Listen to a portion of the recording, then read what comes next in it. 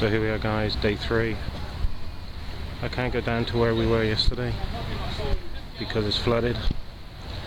You see the tram tracks and the sandbags going up, also underwater. Tram ends, I wonder why.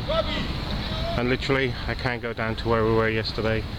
They say it's about a quarter of the way up the wall. So we'll have a try, see what we can do.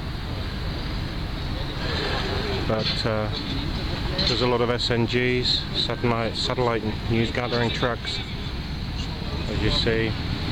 Sandbags being done, etc, etc. So we'll try and get it to where we were yesterday, see if that's possible. I'm back in a minute.